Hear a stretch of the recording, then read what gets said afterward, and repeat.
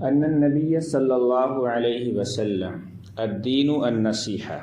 یہ حدیث حضرت تمیم داری رضی اللہ تعالیٰ عنہ سے مروی ہے۔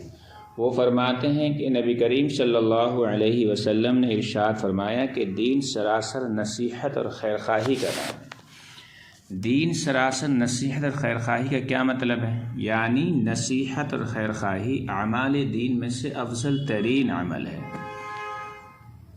صحابہ نے پوچھا کہ اللہ کے رسول، یہ نصیحت اور خیرخواہی کس کے حق میں کرنی چاہیے؟ نبی کریم صلی اللہ علیہ وسلم نے جواباً ارشاد فرمایا، اللہ کے حق میں، اللہ کی کتاب کے حق میں، اللہ کے رسول کے حق میں، مسلمانوں کے ائمہ کے اور تمام مسلمانوں کے حق میں۔ تو یہ حدیث مختصر ہے اور نبی کریم صلی اللہ علیہ وسلم کے جوامع الکلم میں سے ہے، یعنی بات بہت طویل ہے لیکن اس کو اللہ کے نبی صلی اللہ علیہ وسلم نے مختصر الفاظ میں سمو دیا ہے۔ اب ہم سمجھتے ہیں کہ دین سراسر نصیحت ہے اللہ کے حق میں، اس کا کیا مطلب ہے؟ تو اس کا مطلب یہ ہے کہ اللہ تعالیٰ کے حق میں خیر خواہی یہ ہے کہ انسان اللہ تبارک و تعالیٰ کی ذات اور صفات پر ایمان لائے،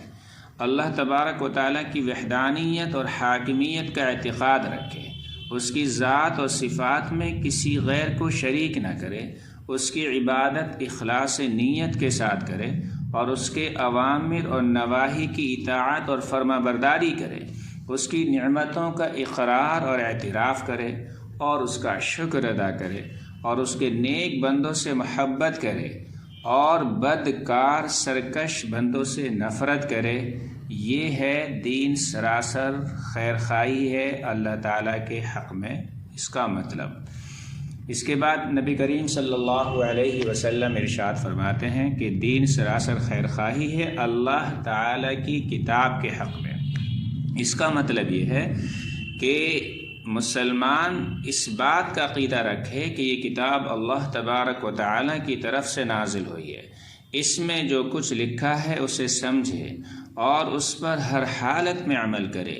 تجوید اور ترتیل اور غور و فکر کے ساتھ اس کی تلاوت کرے اور اس کی تعظیم اور احترام میں کوئی کوتاہی نہ کرے۔ اس کے بعد نبی کریم صلی اللہ علیہ وسلم ارشاد فرماتے ہیں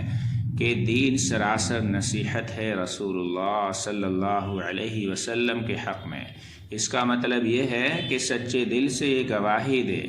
کہ وہ اللہ کے رسول اور اس کے پیغمبر ہیں، ان کی نبوت پر ایمان لائے، انہیں خاتم الانبیاء مانے، سب سے آخری نبی مانے، آپ کے بعد کوئی نبی نہیں آئے گا، اس بات کو دل سے سچا جانے، وہ اللہ کی طرف سے جو پیغام پہنچائیں اور جو احکامات دیں ان کو قبول کرے، ان کی اطاعت اور فرما برداری کرے، ان کو اپنی جان، اپنی اولاد، اپنے ماں باپ اور تمام لوگوں سے زیادہ عزیز رکھے، ان کے اہل بیت اور ان کے صحابہ رضی اللہ عنہم اجمعین سے محبت رکھے اور ان کی سنتوں پر عمل کرے۔ اس کے بعد نبی کریم صلی اللہ علیہ وسلم فرماتے ہیں کہ مسلمانوں کے اماموں کے حق میں خیرخواہی کا مطلب یہ ہے کہ جو شخص اسلامی حکومت کی سربراہی کر رہا ہو اس کے ساتھ وفاداری کو قائم رکھے، احکام و قوانین کی بیجا طور پر خلاف ورزی کر کے ان کے نظم حکومت میں خلل اور ابتری پیدا نہ کرے، اچھی باتوں میں ان کی پیروی کرے، بری باتوں میں ان کی اطاعت سے اجتناب کرے، اگر وہ اسلام اور اپنی عوام کے حقوق کی ادائیگی میں غفلت اور کوتاہی کا شکار ہوں تو ان کو مناسب اور جائز طریقوں سے متنبہ کرے اور ان کے خلاف بغاوت کا علم بلند نہ کرے۔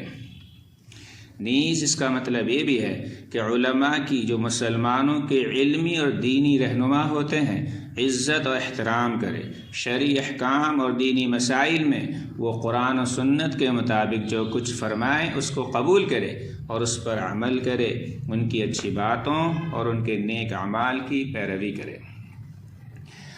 آخر میں نبی کریم صلی اللہ علیہ وسلم نے ارشاد فرمایا کہ دین سراسر خیرخواہی ہے مسلمانوں کے حق میں۔ اس کا مطلب یہ ہے کہ مسلمانوں کی دینی دنیاوی خیر و بھلائی کا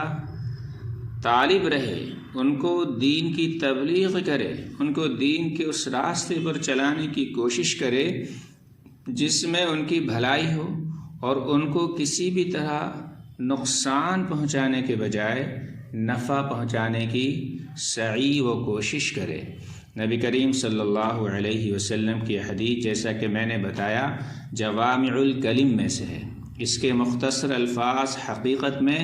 دین و دنیا کی تمام بھلائیوں اور سعادتوں پر حاوی ہیں، اور تمام پچھلے اگلے علوم اس چھوٹی سی حدیث میں شامل ہیں۔ اللہ تعالیٰ سے دعا فرمائیں کہ اللہ تبارک و تعالیٰ ہم سب کو اس حدیث کے مطابق عمل کرنے کی توفیق نصیب فرمائے۔